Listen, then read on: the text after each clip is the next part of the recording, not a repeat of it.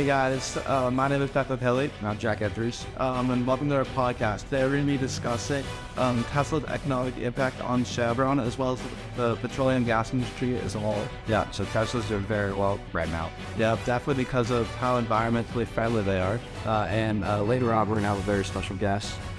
Talk to us about renewable energy. She works at Chevron. She's been working there for about 10 years now. It's going to be Carrie Andrews a little later on. And I think the most important thing to do right now is talk about a little background on fossil fuels and petroleum oil. Yeah, so I can definitely cover some of that. So gasoline was first discovered by a man named Edwin Drake when he dug the first crude oil well in Pennsylvania in 1859. However, this resource wasn't really one of value until 1892 when the first automobile was created. Yeah, gasoline gained popularity very quickly. And by 1920, there were over 9 million gasoline-fueled vehicles on the road. Yep, and obviously that industry grew exponentially. Today there are 250 million gas-powered vehicles and trucks on the road as well. So obviously gasoline is a vital resource and a major component of today's economy, just shown by the sheer number of people with cars, automobiles. But I think a lot of people fail to consider is how is this natural resource impacting the environment? I can answer that. So when gasoline is burned, the fumes that it lets out are harmful. It lets out carbon monoxide and one other nitrogen dioxide as well, and it's just very harmful to the environment. Greenhouse gases have contributed to what is known as the greenhouse gas effect, which is where greenhouse gases such as CO2, which is released from the burning of petroleum gasoline, acts as a blanket and traps heat within Earth's atmosphere, further warming the planet, contributing to global warming, which causes sea level rise, drought, wildfire, glacier melt, etc. So my question for you, Jack, is obviously we've been burning fossil fuels for a long time. Yeah. How has the management of fossil fuels like petroleum and gasoline been mismanaged over time? Well, obviously, fossil fuels are climate. Yeah, right. So they've been producing for about 1 million years now, and they're co-adapting. And with the rapid growing population, we're going to use more and more, and we're just not going to have enough to sustain us, and there's not going to be any left over. We're just depleting it too fast. Yep, and some quick facts to go along with that point is we have 51 years of oil left, 114 years of coal left, and 53 years of natural gas left. And with this exponentially growing population, these resources could easily run out faster.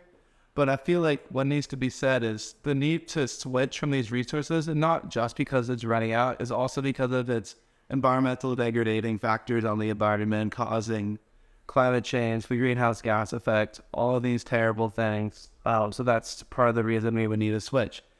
So obviously, petroleum gasoline is not sustainable. So let's transition into talking about something that is sustainable. One of the leading brands transforming this industry, Tesla Motors. Tesla is often considered the pioneer of the electronic car industry. Founded in 2003 by two Silicon Valley engineers, Martin Eberhard and Mark Tarpenning, they set out to prove that electric cars can be better, quicker, and more fun to drive compared to gasoline vehicles. As avid cars and sports cars enthusiasts, the two wanted to build an electric sports car, the first of its kind. And the two men met Elon Musk in 2001, who at the time was a highly successful entrepreneur, who had a huge portfolio of successful startups, including PayPal. As a startup, how did Tesla get funded? Well, that's a great question, and it began in 2003 when the company went through the first round of venture capital investing, where Elon Musk led the investments and joined as the head of the board of directors. He led the investments with his PayPal money, pledging $6.5 million in capital. Yeah. And back a graph for you now. Yeah. How did a successful entrepreneur like Musk impact Tesla in the early days? Yeah, so Musk definitely came into the company with an elaborate and ambitious vision for the company. He's early on, he's quoted as saying, "Some readers may not be aware of the fact that our long-term plan is to build a wide range of models, including affordably priced family cars. This is because of the overarching purpose of Tesla Motors is to help expedite the move from mine and burn hydrocarbon economy towards a solar electric economy, which I believe to be the primary but not exclusive sustainable solution." Musk had an ambitious vision for the company. At what point did it take a bigger role in the company as we see for today? Yeah, so Musk was named CEO in 2003. amid the financial crisis. So this is definitely a challenging time for anyone in the industry. Yeah, for sure. So Muscle is saying that the global financial system has gone through the worst crisis since the Great Depression, and the effects are only beginning to wind their way through every facet of the economy. It's not an understatement to say that nearly every business will be impacted by what has unfolded in the past weeks. That's just true for Silicon Valley as well. Yeah. Well, the company faced bankruptcy, acquiring $40 million of debt. Oliver Musk helped solve the financial problems when he took the company public in 2010 with an IPO raising $226 million in capital. In 2011, Musk was quoted saying the oil companies sell electric cars can't work. But the truth is, they don't want them to work. But here it is. They would say this car is the equivalent of a unicorn. Well, tonight, you have the opportunity to ride a unicorn. Yeah, I feel like something super interesting in there is Musk pointing out the fact that these gas companies, these oil companies, don't want electric vehicles. Yeah, they're fighting against each other in a way. Yeah, I mean, there is a limited automotive market. Everyone's only going to have one car, so it's safe to say that these two are definitely pitted against each other at the root. So Tesla obviously today is a major player in the automotive market. In 2021, Tesla became a $1 trillion company. Today, it's the most valuable automotive company in the world with a net worth of $82.34 billion. There's more than 3 million Teslas on the road. Tesla accounted for 64% of the rapidly growing U.S. electric vehicle market. And I'd say, I'd say, what do you think about this? That Tesla's one of the most recognizable brands out there. It's definitely like a plus. It's definitely a positive for the electric vehicle industry. It shows that a startup like Tesla can come in and compete with major players that have been widely established brands like Mercedes, Audis, Volkswagen, people that have been in the industry for so long. So it's definitely inspirational to see a startup electric car vehicle company come in and have so much success. Just a kind of publicity from a guy like Elon Musk just marketing it. Yeah, so and it's definitely a super rapidly growing industry. We saw that the sales of electric car vehicles doubled between 2020 and 2021. So Tesla and other electric car companies are definitely positively impacting the environment. But how have they impacted the petroleum gas industry, and in particular Chevron? Chevron, originally known as the Standard Oil Company, is one of the largest oil and gas companies in the world, with a market cap of $337.8 billion. In 2022, Chevron delivered 1.2 million barrels of oil in it. Yeah, definitely it seems like a major player within the petroleum gasoline industry. Yeah.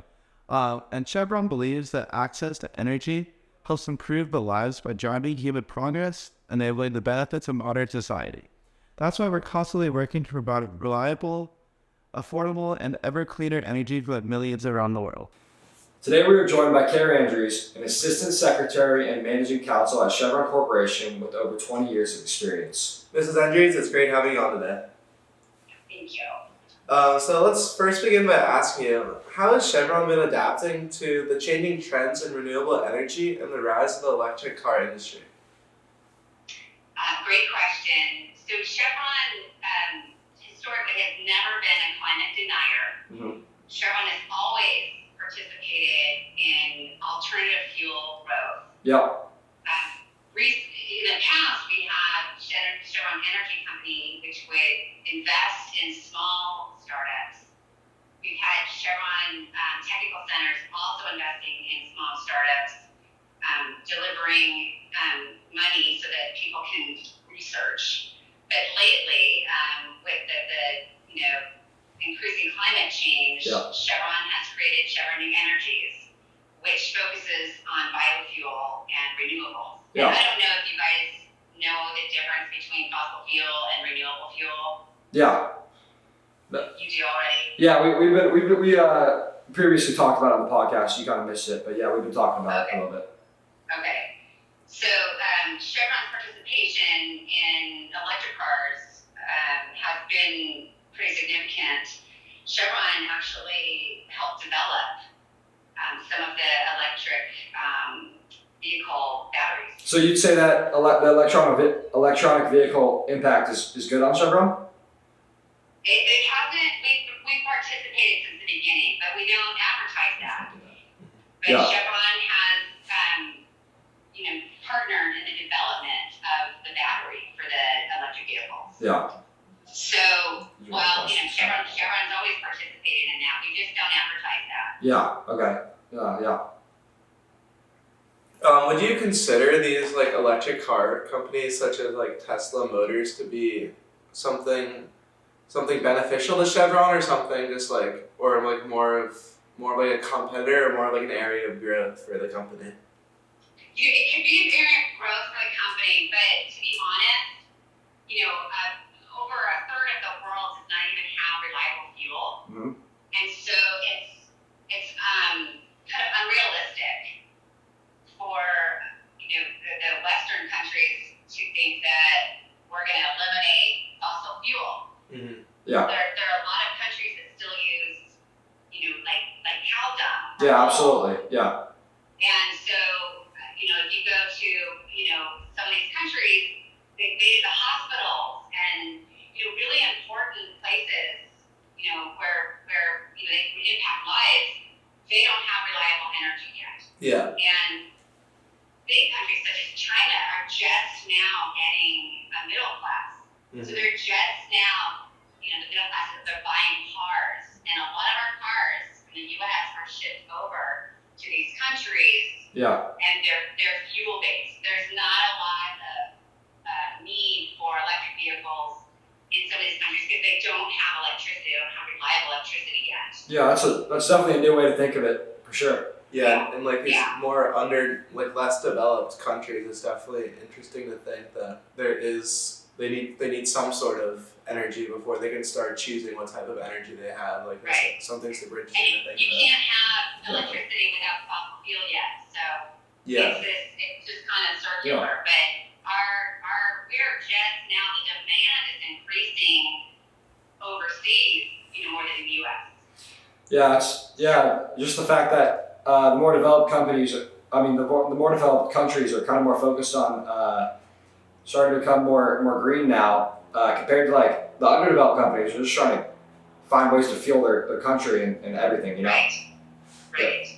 Yeah, and especially like with the growing population, it feels like you need some sort of, you can't just choose one source of energy. You need to be able to kind of taper off, make sure everyone has energy before you can start choosing where this energy comes from. Is it sustainable? It feels like the growing population is just a growing demand for energy in general. So. Yeah. Correct. All right. But that said, Chevron invests billions in renewable fuel, biofuels. Chevron is like many oil majors. Yeah. Is trying to develop this as well because Chevron has never been a climate denier and understands the need for renewables. Yeah, what is Chevron focused in terms of like what type of renewable energy have they really like heavily invested in? Bio.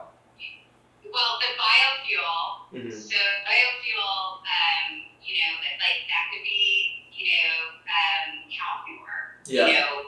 Trying. So we have a lot of investments in the renewables, and not all renewables,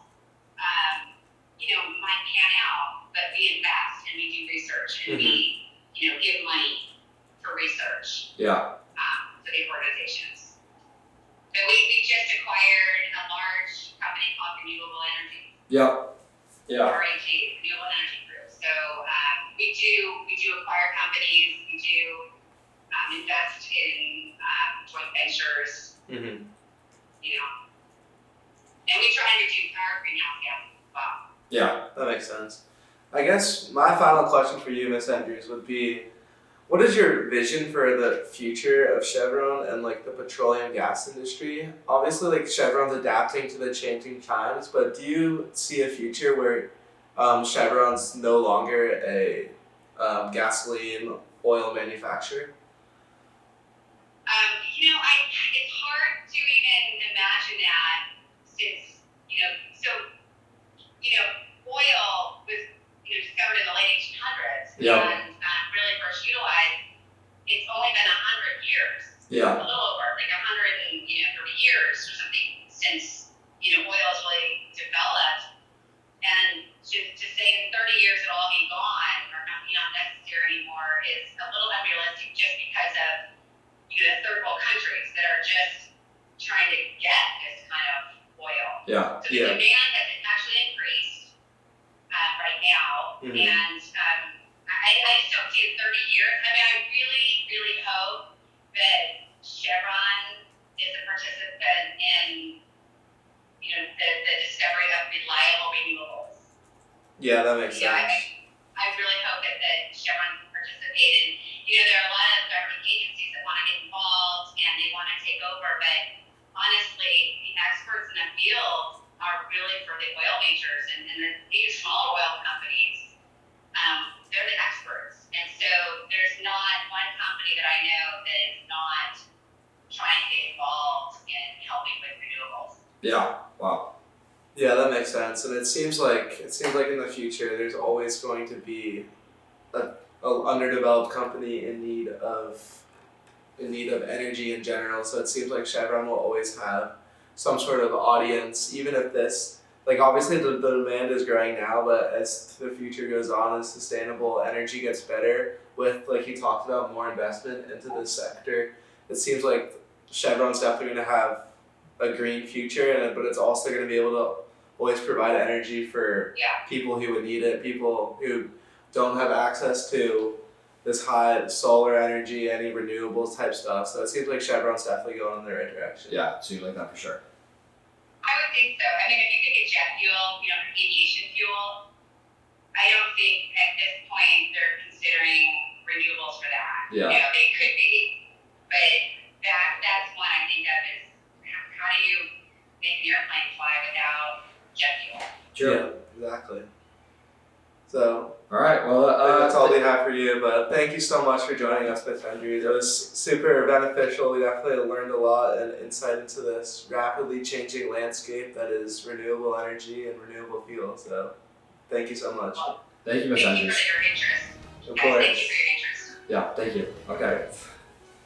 Thank you guys for joining us on the podcast today. We learned about fossil fuels, petroleum oil, the impact of renewable energy companies such as Tesla, and about Chevron and their future in sustainable energy. Yeah, we hope you guys will join us on our next episode. Stay tuned for that. Thank you.